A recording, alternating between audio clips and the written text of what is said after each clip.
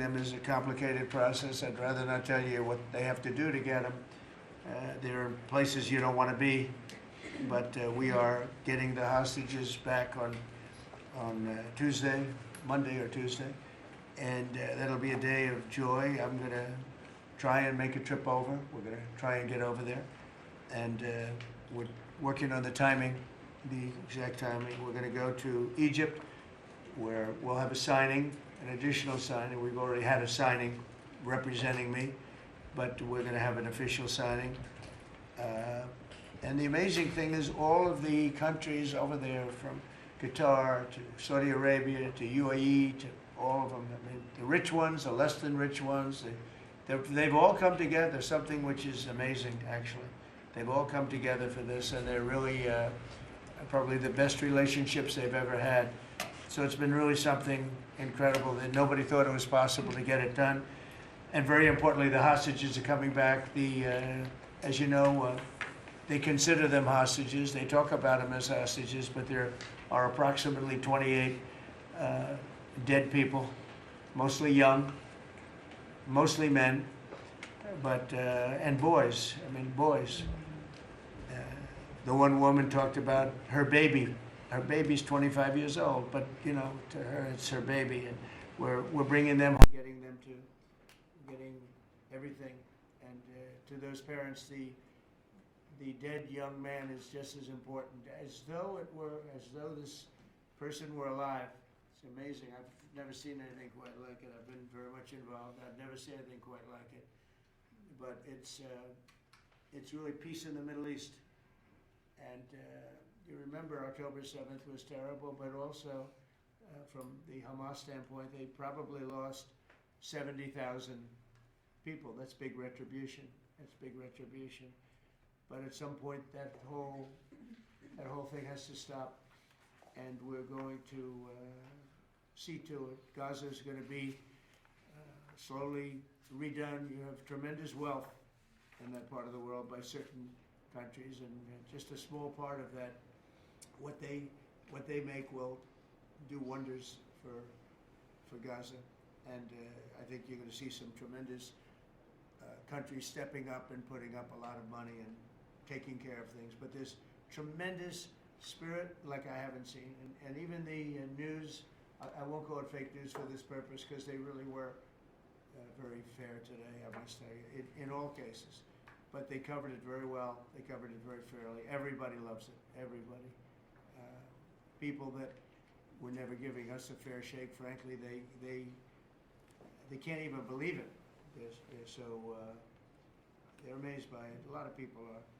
But it was just everything came together. I think the attack was very important on Iran, because let's say that didn't happen, they'd probably by now have a nuclear weapon, numerous nuclear weapons, and therefore, even if we signed a deal, there'd be a big dark cloud over it, and it wouldn't be the same thing. So Iran's different, but Iran wants to work on peace now. They've informed us, and they've acknowledged that they're totally in favor of this deal. They think it's a great thing. So we appreciate that, and we'll work with Iran.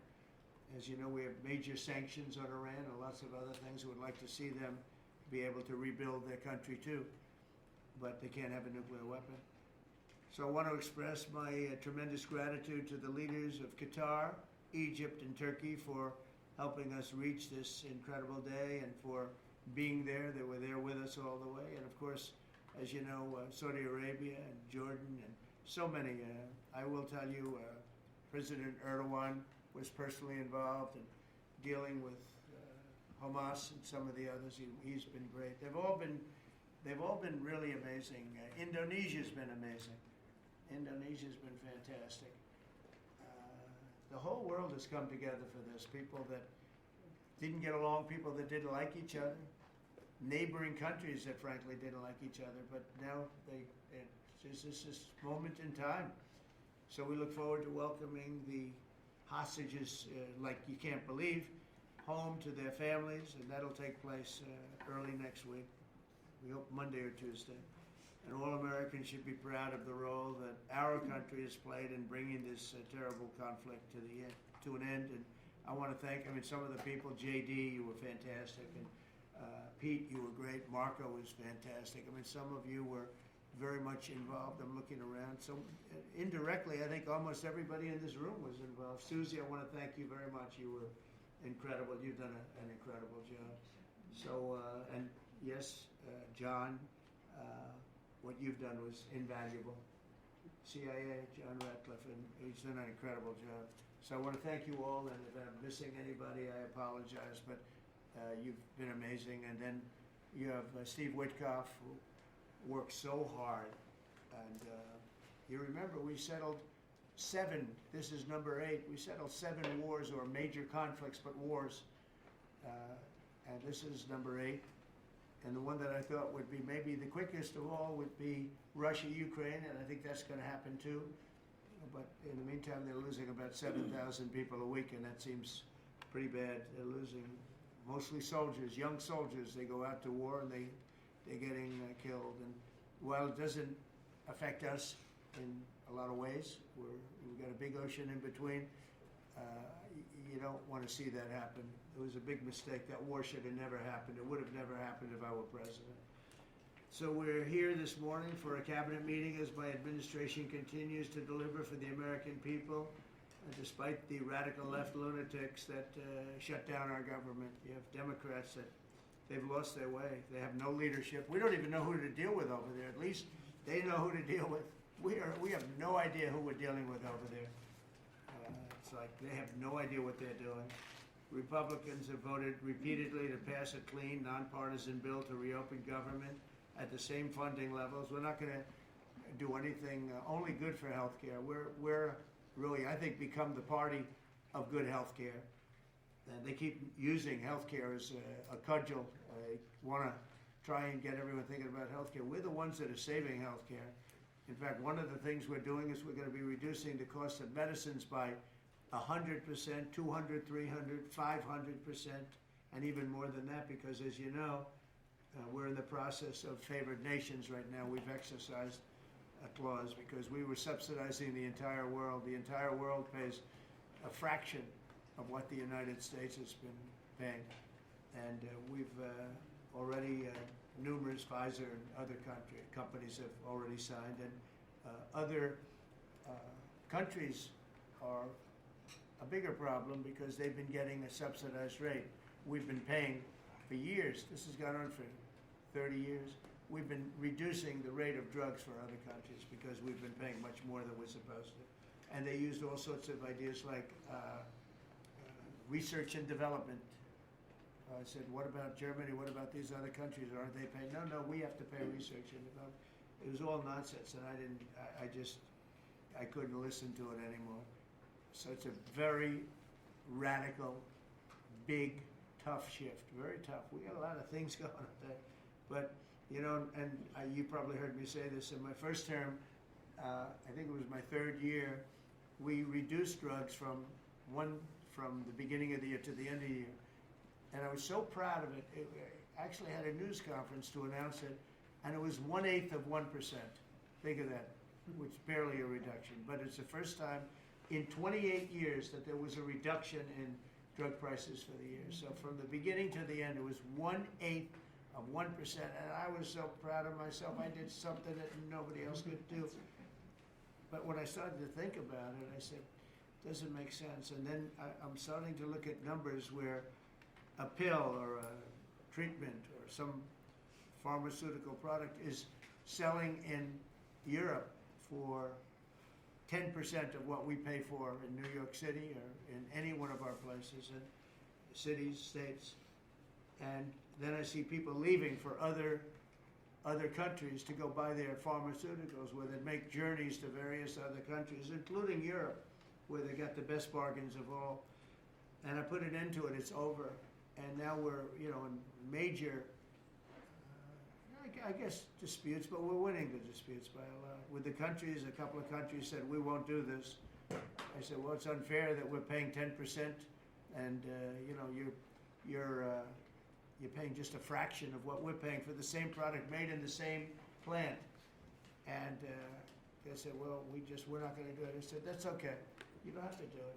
But I'm going to put a tariff of 9% or 7% or whatever the amount of money is and I'm going to put a tariff on your country for the amount of money that you're taking advantage of us for. No, you can't. I said, yeah, I can do that. I'm going to do that.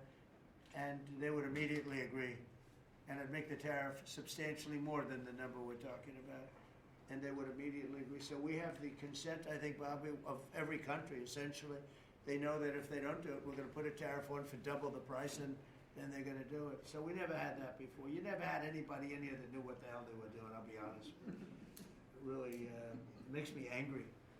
Because for years and years, this started many years ago, and basically we subsidize the world. So this is going to have a huge positive impact on Medicare, Medicaid, even Social Security. But anything with this pharmaceuticals, drugs involved, it's going to have a tremendous impact.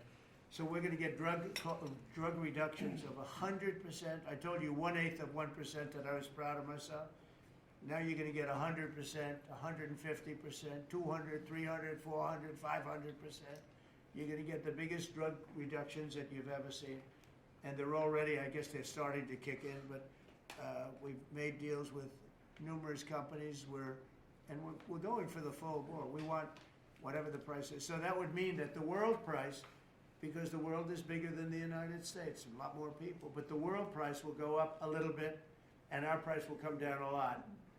So if a pill sells for $10 in London and $100 here, the pill will go to $20 in London and $20 for us. It's pretty simple.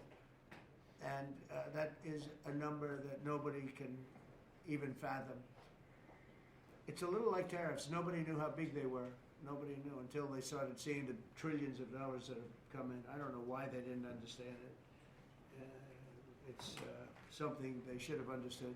We were taken advantage of for years with tariffs, and now, I don't want to say we're taking advantage, but we've become a very strong country because of the money that's coming in. Republicans have voted repeatedly to pass a clean, nonpartisan bill to reopen our government, and remember, at the same funding levels, both parties have supported in the past. So the radical Democrats have chosen to put the economy of our country. We have the best economy we've ever had. We had the best economy in my first term, but we have an economy that's blowing it away, and we have the Democrats that are trying to obstruct. They don't want to have a good economy. I don't think they want to have a good country. That's why they try and stop our law enforcement from doing what we did in Washington, D.C. Washington, D.C., we have a great, safe, beautiful capital right now. Beautiful. It's so safe. You can walk down the street. Numerous people standing before me were mugged. And you're not going to get mugged anymore. We have a safe capital, one of the safest. We took it from one of the most unsafe places to one of the most safe places in the country. And we also beautified it, and we're in the process of doing even more so. So we're very proud of our capital. Again, we were embarrassed by our capital. A lot of people being killed. They'd come from Iowa, Indiana, Florida. They'd come up, and they end up getting shot. They're not getting shot. We moved out 1,700 people approximately, right? Approximately 1,700 hardened criminals, career criminals. They moved them out.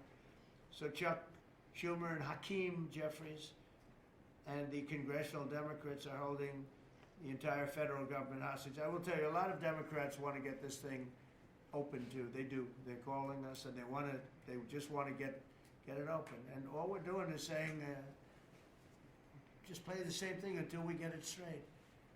And they don't know how to go about it. I mean, and the problem is we really don't know who the hell is leading the Democrats. You have this AOC, I don't know her at all, but I watched her the other day. She said, well, if they want, they could come to my office. That's not leadership, you know. The only one to challenge her actually was Nancy Pelosi. Nancy's not looking too good. I don't know what happened to Nancy, but she's not looking great. But she was the only one, I give her credit, she was the only one to challenge her. But AOC said that they can come to her office and negotiate, the Republicans. And we're saying, oh, I didn't know she was in leadership. But she's taking Hakeem Jeffries' place, and Schumer's afraid that she's going to run against him. And right now, I don't know, it can change, life is crazy, right? But right now he can't I don't think he can beat anybody.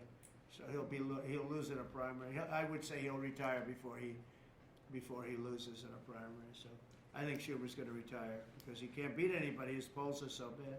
Meanwhile, the Democrat shutdown is causing pain and suffering for hardworking Americans, including our military, our air traffic controllers, and impoverished mothers, people with young children, people that have to live not the greatest of lives.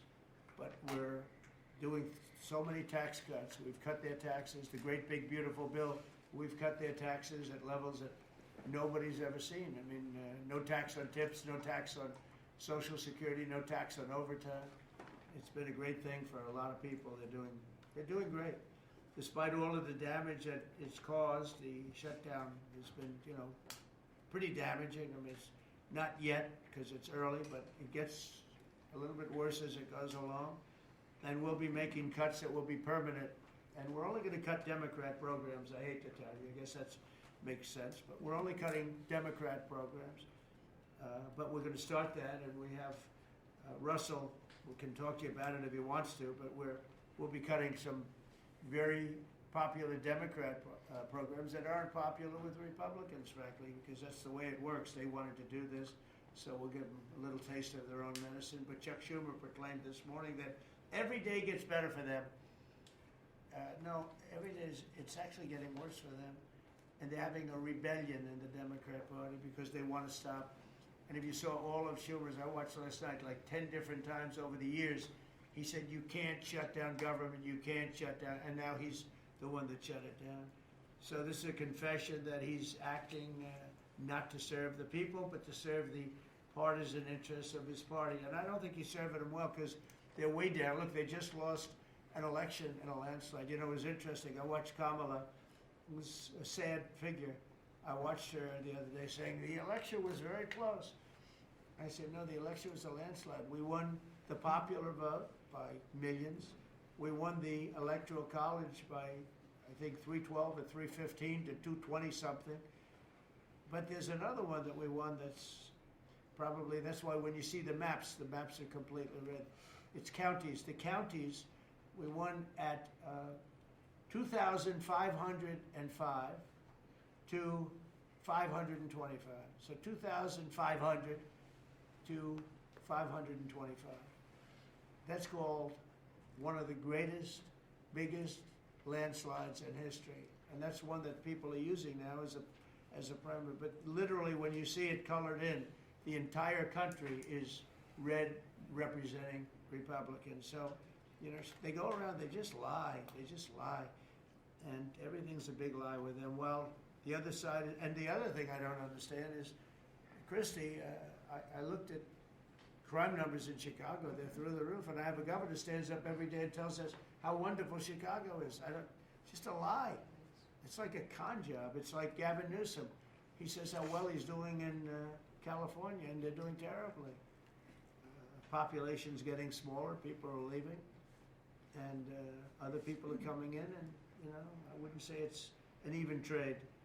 While the other side is focused on playing games, the Trump administration is focused on creating jobs, bringing down prices, and we've really brought them down a lot. That's the other thing. We're bringing down prices a lot. We're bringing down grocery prices, but the big thing is energy. When you bring down energy, everything comes down, and the energy prices are way down. I see we're down to about $61 now a barrel, and gasoline's going to be, I think gasoline's going to be below $2 at some point in the pretty near future. It's very low, much lower than it was under Sleepy Joe. And we're restoring law and order in our country. We're restoring it here, but we're restoring it right now. We're in Memphis. We're going to Chicago. We're going to other cities. Many governors are asking us to, including Democrats are trying to ask. I don't know what the big problem is. If I were a Democrat governor, I'd be saying, whatever you can do to get crime down, I'll take anybody. You can bring them in I don't care who it is. A lot of people said that. They interviewed women, these beautiful women in Chicago, black women with a MAGA hat, a red hat. They said, we don't care who he brings in here, but this place is really dangerous. We just want crime to stop. It's true. They don't care. They don't differentiate between the National Guard and the Marines. They don't care. They'll take anybody.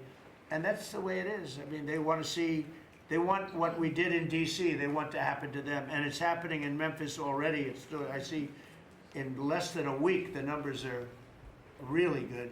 And it'll be great, and we'll fix that. We'll go to various other places, and we're going to be stopping crime in our cities.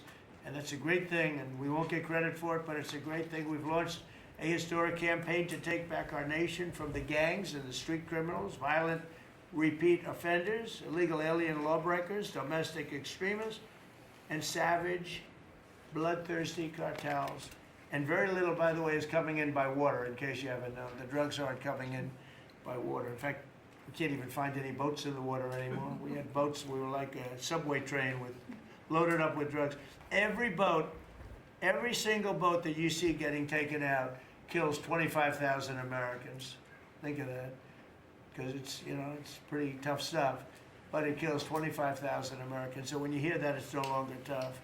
But here in Washington, we've deployed federal law enforcement and National Guard to restore public safety, and we're working to replicate that in numerous places all over the country. And we have a very powerful military. We have a very powerful National Guard. I want to thank the governor of Texas, who has been, as usual, great. Governor Abbott, he gave us 400 troops without even a question. And we have other governors likewise doing what has to be done, because they know we have to confront crime. We're directly confronting the sinister threat of left-wing domestic terrorism and violence, including the terrorist group Antifa. You saw that yesterday. We had a news conference. Antifa's out of control in Portland and other places, but mostly Portland in the case of Antifa. And we had people that were really badly affected by them. It was terrible. So one of those things, but we're knocking the hell out of them. And we're looking for the people that are funding them, and those people are going to be just as guilty as the people that smack people over the head with a baseball bat. And I'd like now to ask Attorney General Bondi and Secretary Noem to discuss this a little bit and tell where we are. And then we'll go around the room. We'll go quickly. We're going to go quickly if we can, because we have a lot of things to do, including I won't be spending that much time here because I'll be leaving fairly soon for the Middle East. And I'm very honored to be involved with that, I'll tell you. It's a great thing for our country. People are so happy about it. I've never experienced anything quite like it. I've never seen such universal praise for being able to do something. No, it's something that nobody thought was possible, and we're going to end up having peace in the Middle East. Who would have thought? So, Pam, could you start, and then Christy, please. Sure, President Trump, and despite the Democrats' shutdown of our government, our law enforcement officers are out there working without paychecks, round the clock, to keep and make America safe. Secretary Hegseth and I were recently in Memphis. We had 1,100 law enforcement officers in one room with us. The Memphis PD, they were the happiest to see us, don't you think, Secretary Hegseth, of anyone? We had ATF, DEA, FBI, U.S. Marshals. I'm not sure if our park police were there. We had Treasury, Secretary Bessent, and of course we had Secretary Noem's Homeland Security, all working together with the Guard.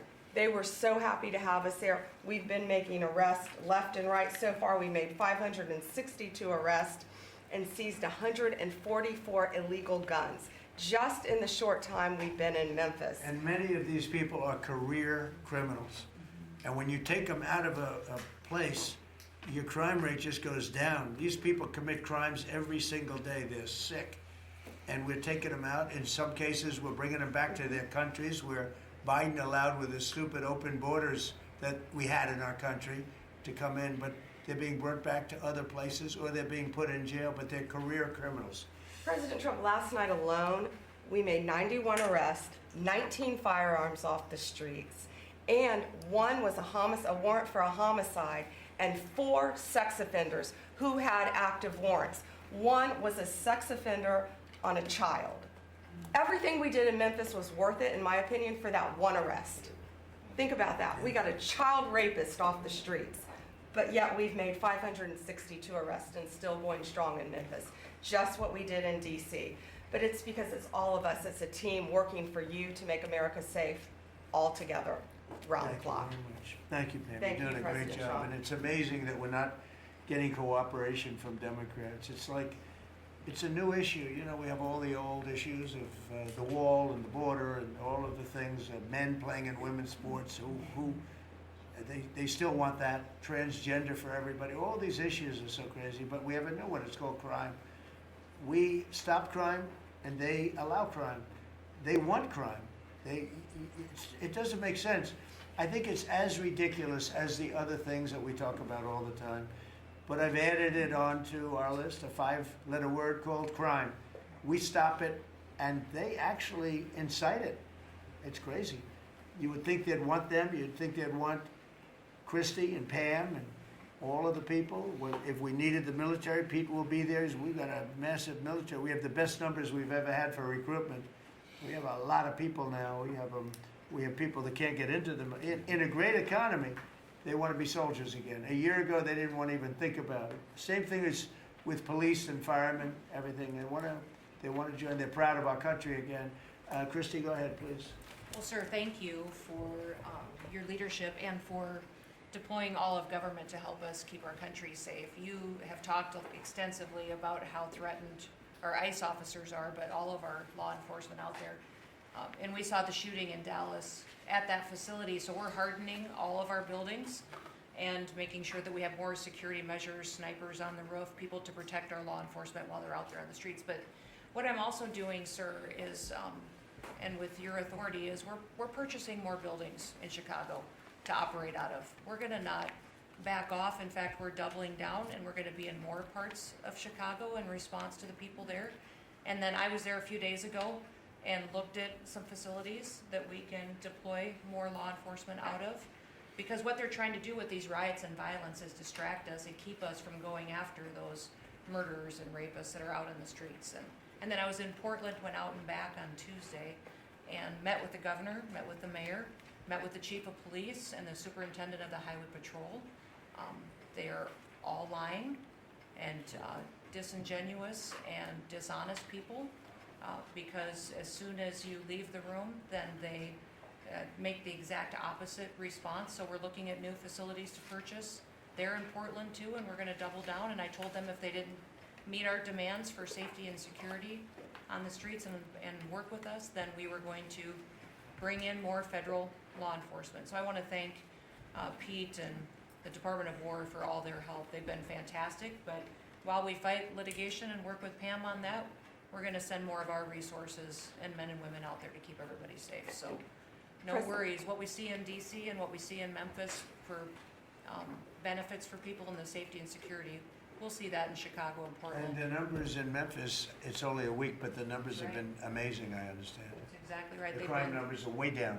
Fantastic, and it shows what a partnership can be between local law enforcement and the federal government. And if we have to do it the hard way in Portland and Chicago, we will.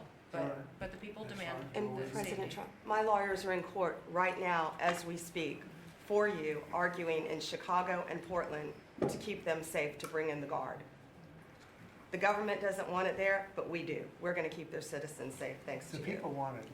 I don't understand the politics of it. I don't understand why a Pritzker's trying to protect people that are They're more really scared bad of, they're people. more scared of the anarchists that are on the street and the politics of it than they are of doing the right thing. I think they're afraid. Yeah, I they think are. they're threatened. They don't tell us, but I think Pritzker's threatened by people. 'Cause there's no other reason that this could be possible, that they don't want to have a safe Chicago. And we can solve the problem very quickly. And we're doing that anyway, regardless of if he doesn't want it or if he does want it, we're doing it anyway, so make sure. I asked the mayor that himself. He said that Portland was perfectly safe, a beautiful city, no problems. And I said, well, why did you clear the streets for me today then and build out a 4-block radius to make sure I could get in and out of here? And these people on the street screaming death to ICE. There's graffiti that says Molotovs melt ICE. We have the guillotines. We're going to use them. Portland's almost different. It's like anarchists. It is. It really is. You know, it's really different than a lot It's of the awful. others. This is a sick situation, but those are anarchists. Those are people that want to overthrow government. They're really degenerates. And we're finding out who is supplying all of those beautiful signs and everything Well, else. Scott's been fantastic. His team finding the financial networks is great. That's That's what Okay, gives Scott, everybody Scott hope. will do that. That's easy for Scott. We got a great team, sir. That's good. How about we go to Marco? You can talk a little bit about what's going on, and Well, go ahead. yeah, Mr. President, I don't know if one day perhaps the entire story will be told about the events of yesterday, but suffice it to say, it's not an exaggeration that none of it would have been possible without the President of the United States being involved.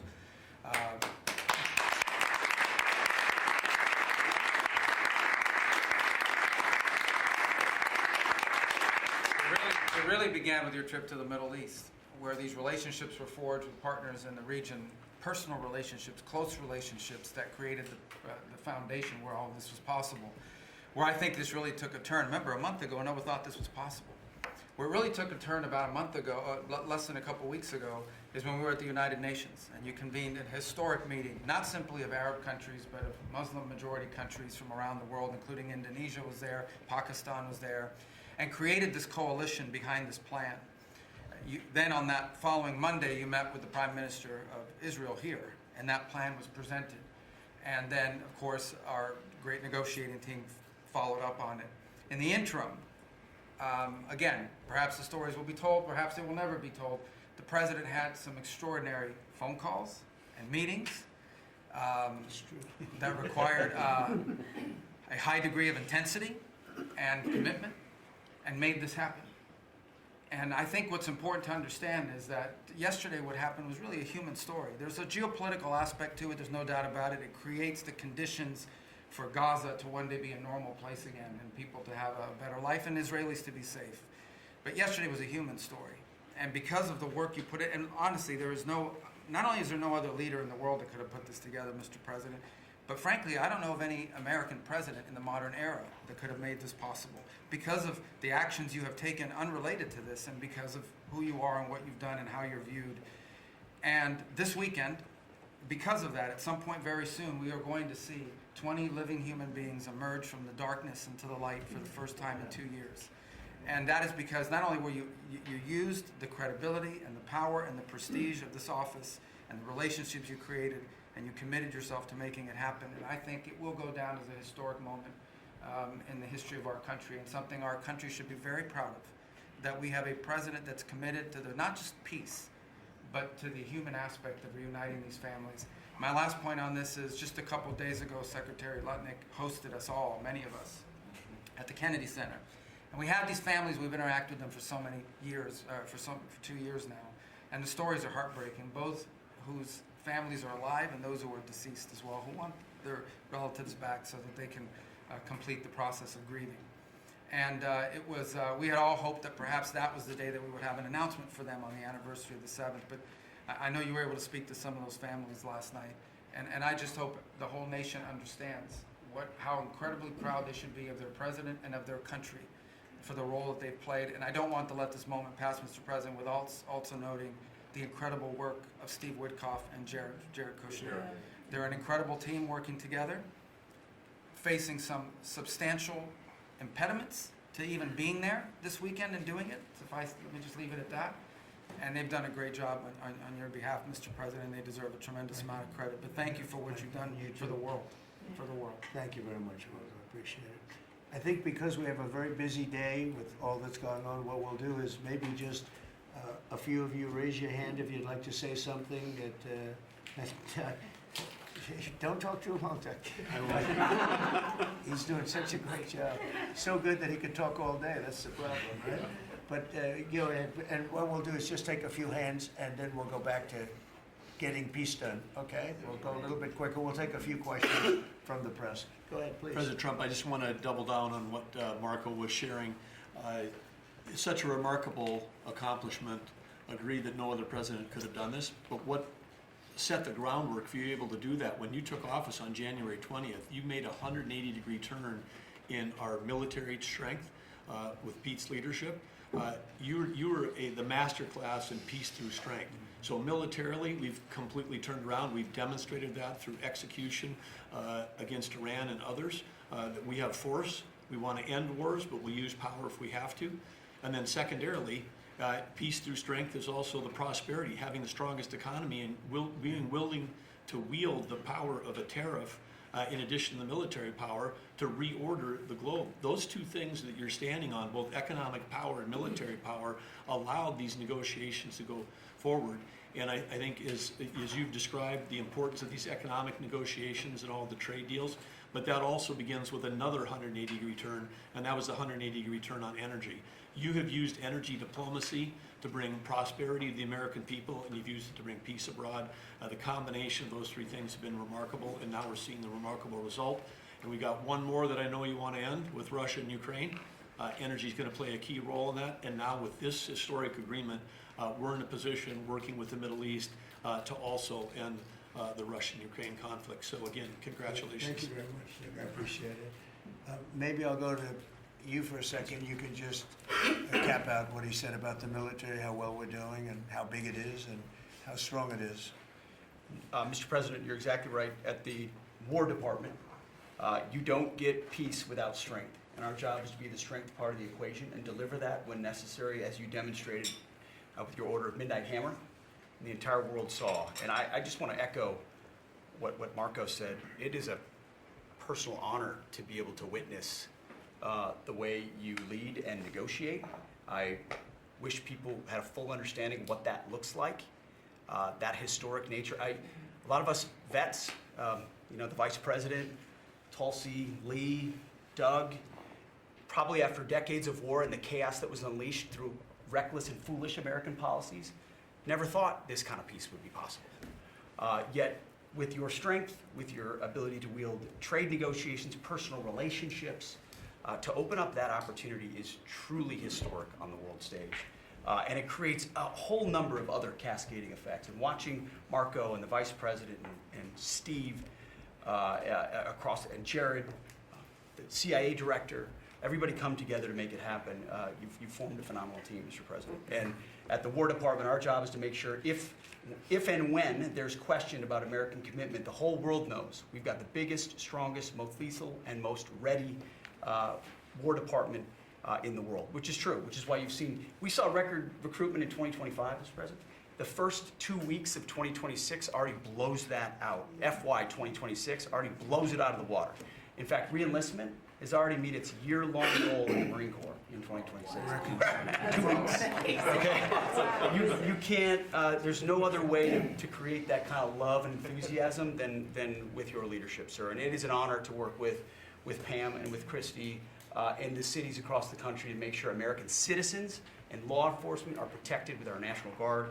That's a core mission. And last thing, Mr. President, on the southwest border, the first group that rotated in to lock down that border to 0 crossings is now rotating out, and with a new border medal, the Southwest Border Medal, or it's actually called the Mexican Border Medal, revived from 1918, that will be pinning on their chest. So thank you for renaming the department, and we're trying to live up to it every day. Thank you, sir. I mean, think of this.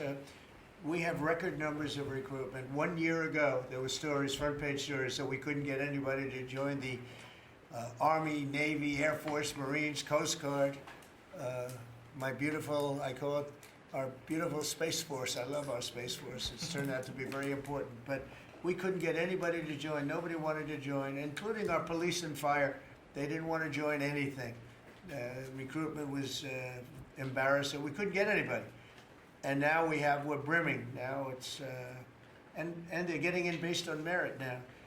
A soldier's a soldier. They come in now based on merit, not based on woke stuff that anybody can qualify.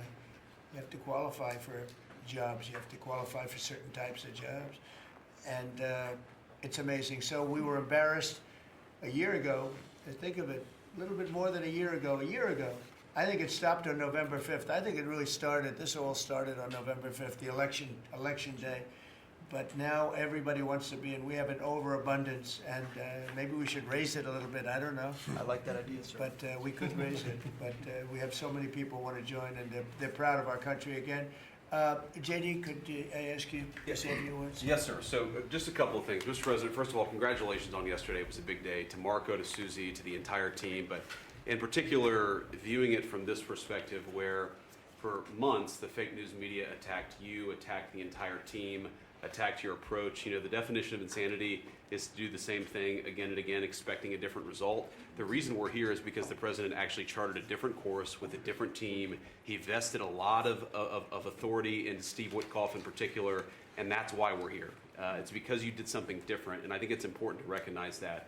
I also think the president, you know, Marco mentioned the president's personal touch being a big part of this. You know, the one thing I would say is obviously the president of the United States, a New York real estate billionaire, one of the most famous New Yorkers in the world, has a lot of interaction with a lot of people who are very pro-Israel. I think that was an important set of experiences and life experiences that he brought to the table. He also, of course, knew one of the most famous Palestinians in the world, Chuck Schumer, and I think without that background of knowledge, it would have been impossible to get us to this moment. Second thing I would say, just on Chuck Schumer, the president mentioned this, that Chuck Schumer said this has been very good for us this morning about the shutdown. One of the things that we talked about before all the media came in, and that all of us are going to work on for the rest of the day, we've been working on for days, is how to make the shutdown as painless as possible on the American people. So while Chuck Schumer brags about this being good, and I think the president is right, it's not good for him politically as much as he might think that it is, it's causing real consequences for the American people. There's a low-income food program, the WIC program, that my mom actually used when I was a baby. That program is about to be underfunded, and it's about to get cut off because Chuck Schumer won't open the government. We have troops. The Secretary of War mentioned how well we're doing on recruitment. We're trying to figure out how to pay our troops because Chuck Schumer is shutting down the U.S. government. There are veterans benefits that are going to suffer. There are Americans that are going to suffer because Chuck Schumer refuses to do his job. So while we're all celebrating this incredible success that we've had on the world stage, the country could be doing so much better if Chuck Schumer did his job and opened the government. Every single Republican, except for Rand Paul, has voted to open the government. A few moderate Democrats, to their credit, have voted with us to open the government. We just need 5 more Democrats to come to their senses and let the people's government serve the American people. I hope that they'll do that. Thank you, sir. Chris, what? Yeah, to follow up on that point, Mr. President, the Democrat or Schumer shutdown did not begin 8 or 9 days ago. It began 8 or 9 months ago with your inauguration. For the first time in American history, every Senate confirmed appointee who are our deputies to run our department, every one of them has been filibustered. One of the critical parts of my department is the National Nuclear Security Administration. It maintains, manufactures our nuclear weapons and our engines for nuclear submarines and nuclear aircraft carriers. We are a key supplier to Secretary of War Pete Hegseth. They filibustered, the Democrats filibustered the leader, the administrator of the National Nuclear Security Administration, would not let him come into my department until the Republicans 2 weeks ago changed the Senate rules so they could confirm him and we could have a leader. They filibustered the leadership, now they're filibustering the funding. In the next 6-7 days, we're going to run out of funding, and the retooling of our nuclear stockpile, the ultimate guarantor of our sovereignty, is going to be underfunded, and we're going to have to slow down and creep to a crawl these efforts. Just incredibly irresponsible for Schumer to worry about his own reelection and not the 340 million Americans that count on the efforts of our military and all of our departments. It's truly offensive, and we need to bring it to an end as soon as possible. Let's open the government back up. And you're doing a great job. Thank you very much. Bobby, did you want to say something? You got a lot of things happening. A lot of things. A lot of very positive things, actually. Mr. President, I'm glad you're getting bipartisan accolades on the Mideast Peace Agreement. You should also get bipartisan accolades on the MFN agreement. It is an historic agreement that's going to benefit every hardworking American. It's going to lower the price of drugs for every American. By the time this administration is over, we will have 95% of the drugs in this country will be the lowest price in the world.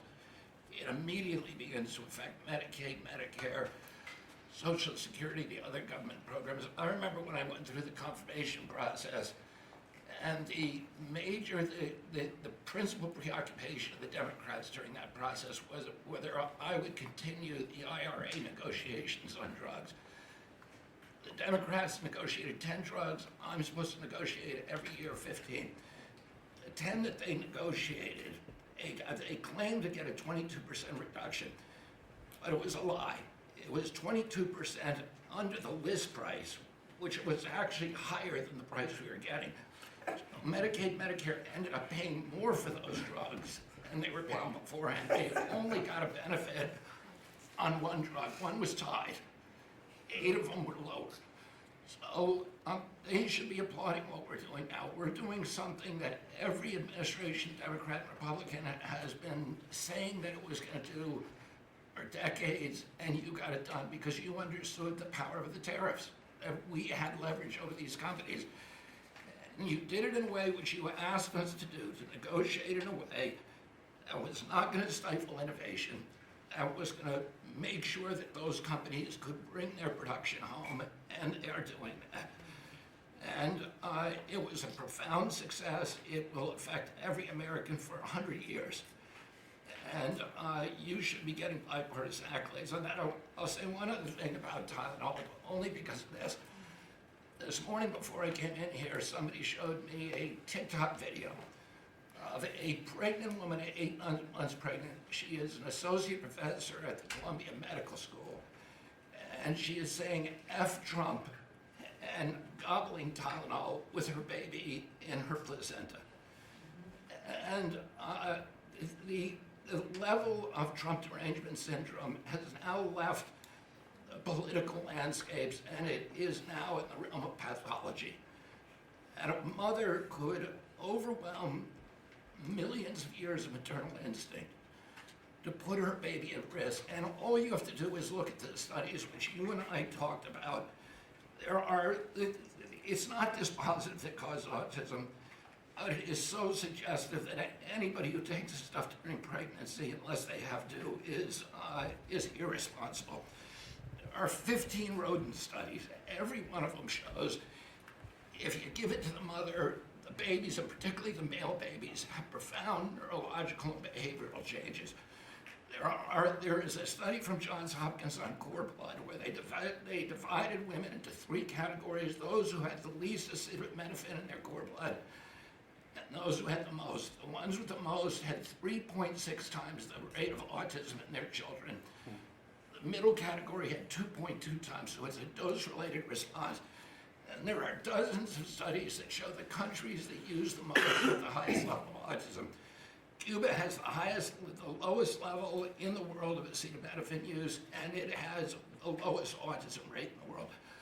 So this is not dispositive. It is not proof. We're doing the studies to make the proof. But in the meantime, the precautionary principle should apply. And any mother who is taking this stuff during pregnancy just to get back at Donald Trump is doing something that is pathological. And we're seeing that across the board. I got a lot of other stuff to talk about, but I know we got a short time here. But thank you, Mr. President. You're making our country healthier again. Thank you, Bobby. Could you just say, for the record, state what the autism was, let's say, 20 years ago and what it is today? In 1970, the largest epidemiological study in history was performed. 900,000 kids were looked at. They were looking for autism in Wisconsin children. They looked at every child in Wisconsin who was 8 years old. They found an autism rate of 0.7 per 10,000.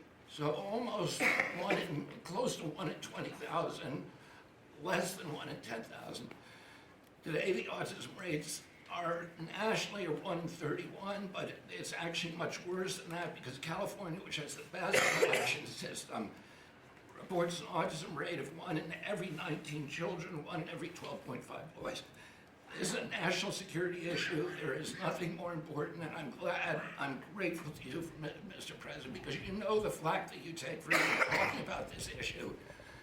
You've shown courage and you've shown leadership, and I can't thank you enough for letting me do this work. Thank you. So think of that, 1 in 20,000, and now it's 1 in 12 for boys, 1 in 18, 19 for girls. So obviously there's something that's artificially, I think, induced, something, whether it's the vaccines in terms of these massive vaccines that are twice the size of a jar like that, of a glass of water like that, I mean, into a baby's body. And I've suggested get them in doses, get them in, maybe 20%, 30%, but smaller, not such a big. I think, Then we had certain recommendations, the MMR, take them separately. The measles is already separate now, and it works out much better, but there doesn't seem to be any impact if you take it separately. If you take it as a combination, it's not so great. And some other things, but I would say don't take Tylenol if you're pregnant, and when the baby is born, don't give it Tylenol. If you can avoid it at all, just don't give it Tylenol.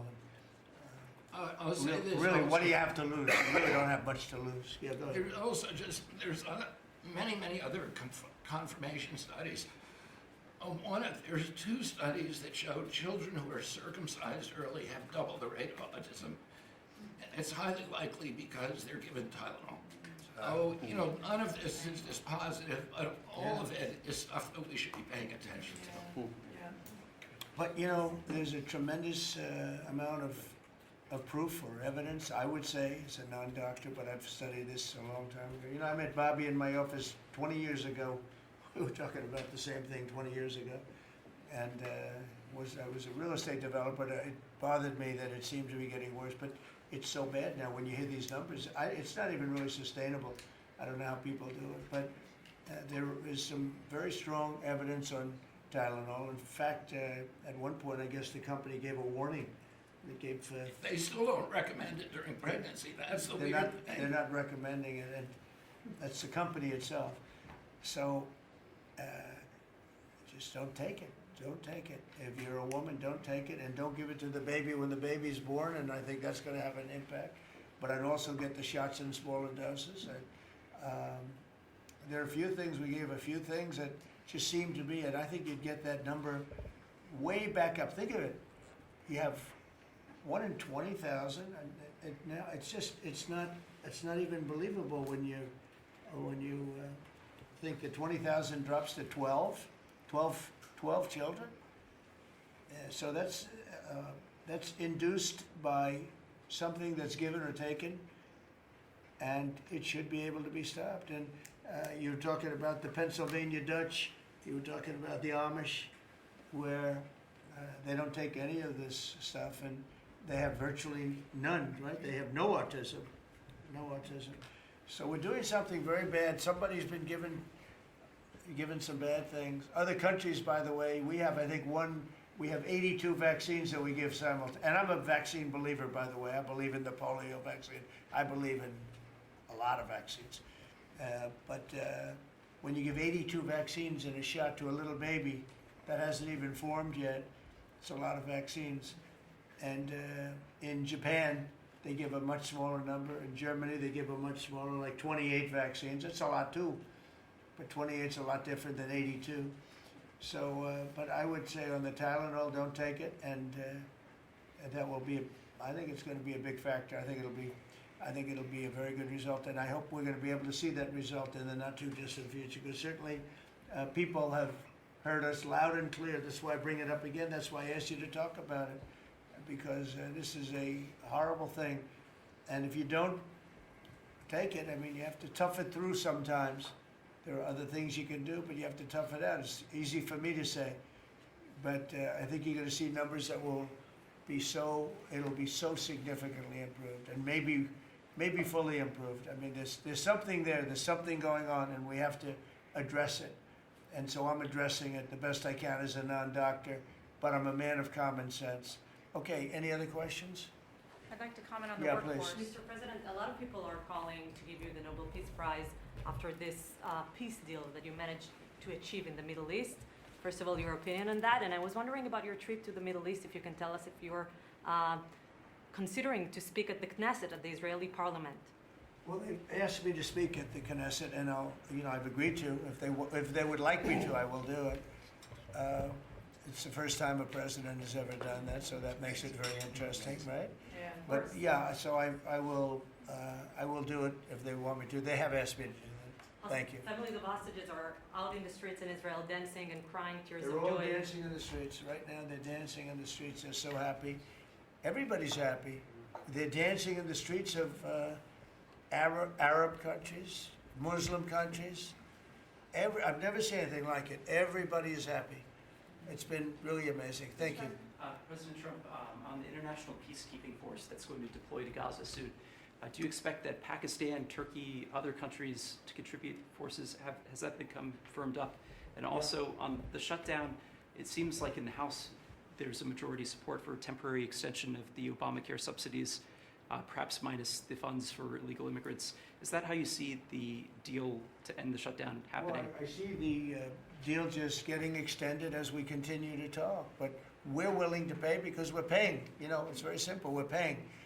And the Democrats are the ones that cause this problem, and it's a big problem for them, and they have a lot of break in their ranks. But so I see that, you know, I think that'll get worked out.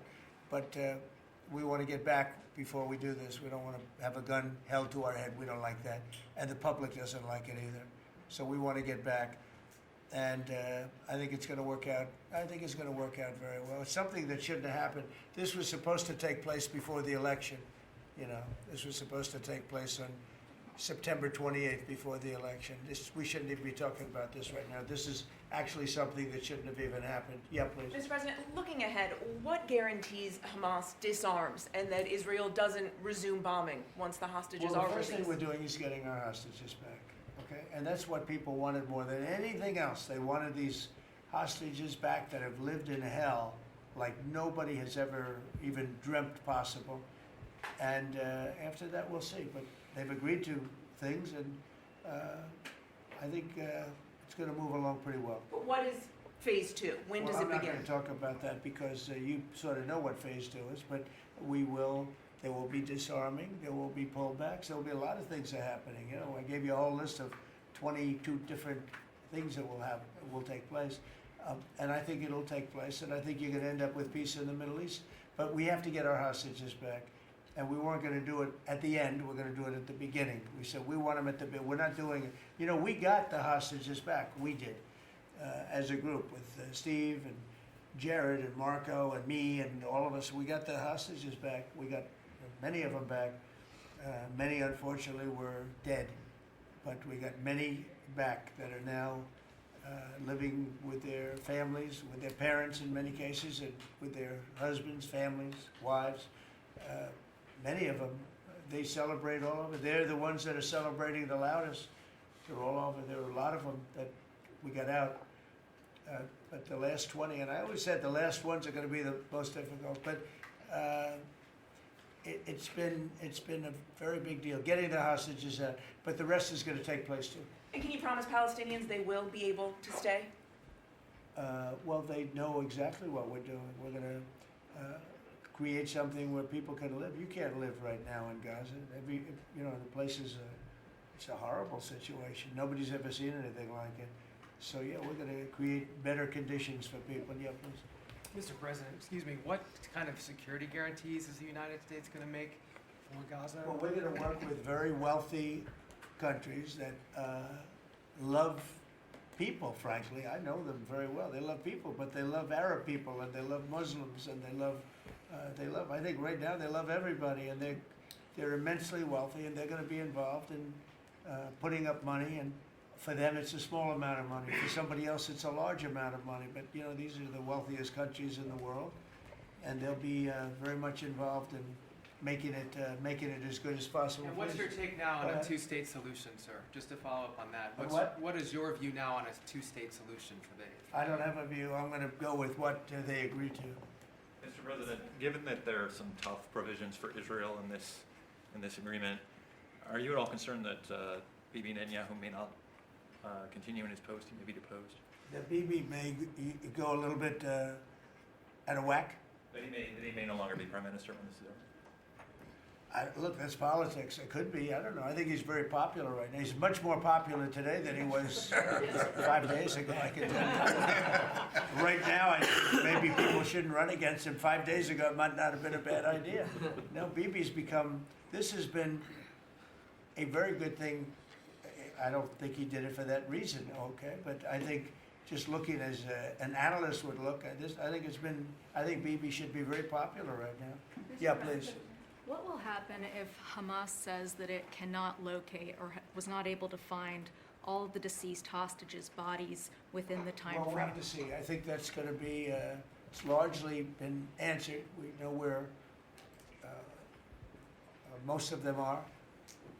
Actually, the bodies are a bigger problem because some of the bodies are going to be a little bit hard to find. It's a terrible thing to discuss even, but you understand, we're all people, we're grown-ups, we understand life. Nobody can understand this stuff because this could have taken place, but we have the hostages for the most part, and so I don't think it's going to be overly big. The situation with the bodies, they say 28. Some are going to be a little bit hard to find, but we're going to do the best we can. Yeah, please. If they don't find them within the time frame. Please. Thank you, sir. Regarding Jared Kushner's role in the negotiations, can you explain a little bit about why he came on at the last minute? And then in regards to the WIC program that the Vice President mentioned, do you know when the funding that you promised through the tariff revenue will actually go through to communities? Because there's reports that WIC providers are actually starting to close down today. Well, okay, let me just answer the Jared. So Jared's a very smart guy. He did the Abraham Accords. Some people say the Abraham, which I love the way that sounds, but he did the Abraham Accords. It was a great thing. 4 big countries joined. If I were president, if the election would have been a correct election, which it wasn't, you'd have every country in there. Maybe even Iran would have been in there, frankly. But you'd have every country in. Now, by the way, that's going to be filled up rather quickly. People want to join the Abraham Accords. And I put Jared there because he's a very smart person, and he knows the region, knows the people, knows a lot of the players. And the combination of him and Steve Witkoff and Marco and Cooper, who is, as I hear, has been fantastic, and others that were involved. JD was very much involved. I mean, we had a very smart group of people working. We had a lot of different players, different countries, and very diverse countries, very different from each other. They had certain things in common, but they had a lot of things, mostly things that were not at all common to their countries. So we had a very smart group of people. These are high IQ people. Okay, I talk about how many low IQ people we have in our government. We got some real low ones, but some shockingly low. But these are very high IQ people, and that's what we want. I like high IQ people. Yeah. Mr. President, thank you. Can I ask you about the China? You're meeting with President Xi. The Chinese have now set to put in new export controls on rare earth minerals, and they've stopped buying soybeans from the U.S. What do you hope to get out of that meeting now with President Xi? Well, we'll see. I mean, I just heard this a little while ago before we came in, so I haven't been briefed on it. The export. I mean, look, we have the ultimate export. We have import, and we have export. We import from China massive amounts, and maybe we'll have to stop doing that. But I don't know exactly what it is. Neither do you. Neither does anybody. It's a little bit soon. I just heard about it. So Scott and Howard will figure that out, and I'm sure we'll be able to handle it. Can I ask you about the soybeans? What is the plan to help farmers? Is it direct checks? Is it tax? Have you sorted that out yet? Well, what happens with soybeans is we're going to see more and more, I think, opening up, and part of the reason that we'll be discussing, he's got things that he wants to discuss with me, and I have things that I want to discuss with him, and one of the things is soybeans. I had a great deal with China where they would buy $50 billion worth of our farm product and manufacturing and other things, but farm product. And it was going along well. Then when the election turned out to be a rigged election and we had the wrong guy get in there, he didn't do anything about it. I used to call up President Xi every 2 weeks, or I'd call up people in China, say, you got to keep going, you're not buying the amount that you agreed to. And this went on for, ever since we signed the agreement. It was a great agreement. So they used to do 15 billion, and I got it up to 50 billion, 50, and it was great. Then when Biden got in, they just never adhered to the agreement, and nobody in Biden's group, as you can imagine, did anything about it. So it just sat there for 4 years, and they didn't adhere to the agreement. And we, it's hard to go back after 4 years of nobody calling them, but I used to call them every 2 weeks. I'd say, you're a little low, or I appreciate it. Oftentimes I'd say, thank you very much. You are totally adhering to the agreement. But we had an agreement, they would buy $50 billion worth of our product, mostly farm product, And the farm, remember I said to the farmers, buy larger tractors and more land, and that's exactly what happened. They did well. But we do suffer. I'd like you to discuss that maybe for a second, Brooke. Sure. Very quickly, by the way. Yes, sir. But would you just talk about how Biden let us down? Biden, every single thing, every problem the farmer has is because Biden didn't do anything for 4 years. Go ahead. No, I think that's right. This president has been unequivocal in his support of the farmers. First of all, in term one, we worked on it so hard and opened up markets, but especially this term. But here's what everyone has to understand. The farm economy is in a very uncertain time. But that isn't because of the current trade negotiations, although certainly the China part is part of that. But we inherited a slew of issues. First of all, as the president said, when we left Trump 1, we had an agriculture trade surplus. When we came back for Trump 2, it was a $50 billion ag deficit. That isn't everything, that's just agriculture. The second part is the cost of inputs for our farmers increased on average between 30 and 38%, but that includes fertilizer, it includes fuel, it includes interest rates, it includes labor. All of this came about under Joe Biden, a 47% increase in the cost of labor that now Secretary Chavez-DeRimmer and Noam and I are working on. Fuel is coming down, thank you. Interest rates, thankfully, are coming down. A 73% increase in interest rates for our farmers. They couldn't get loans to make sure that they could move forward. So that's all really, really important. And I think we have to realize what the president's commitment is this, that we're moving into an era of rural prosperity, of a golden age for our farmers in rural America. The trade renegotiations and the trade realignment that Jameson and Scott and Howard have led with the president's leadership is unlike anything that's happened in the history of our country. And those that will benefit the most are the original Americans, our farmers and our ranchers. The president has committed, if we need a bridge, he has talked about that to get us from the Biden years to the new Trump era. That's what we're working on every day. We've got to get the government reopened so that we can move forward on that. And once we do, we'll be able to move out a significant program to help our farmers. Long term, we have to change this hamster wheel of government. We've got to ensure that the farmers have the market to sell, and it's a national security issue and onshoring a lot of the food as well. So, sir, thank you. Thank you, everybody. I think that's enough. Thank you, press. Thank you, press. Let's go. Thank you. The country is doing very well. Thank you very much, everybody. Thank you, press. Still open to go out. Thank you. Thank you. Let's go, press. Thanks, guys. Let's go. Head out, guys. Thank you. Thank you. Right this way. Thanks, guys. Grab the camera. We can come back. Here, you head out. Of course. Check them out. Come on. Guys. You should.